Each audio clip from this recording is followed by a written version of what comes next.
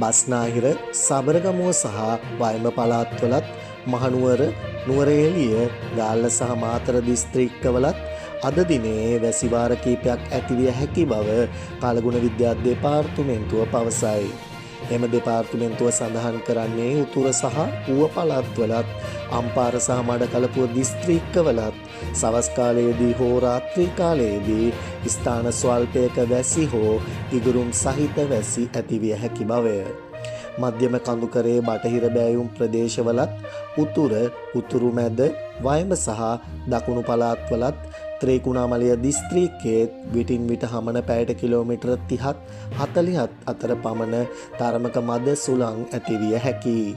ගිගුරුම් සහිත වැසි සමග ඇතිවිය හැකි తాවකාලික තද සුළං වලින් සහ අකුණු මගින් සිදුවන අනතුරු අවම කර ගැනීමට අවශ්‍ය පියවර ගන්නා ලෙස කාලගුණ විද්‍යා දෙපාර්තමේන්තුව ජනතාවගෙන් ඉල්ලා සිටී. මේ අතර ජූනි මාස 10 වෙනිදා සිට දිවයිනේ නිරිත දිග කොටසේ වැසි තත්ත්වයේ වැඩිවීමක් සහ දිවයින හරහා සහ දිවයින වටා මුහුදු ප්‍රදේශවල විටින් විට හමන තද සුළං බලාපොරොත්තු හැකි බව කාලගුණ විද්‍යා දෙපාර්තමේන්තුව පවසයි.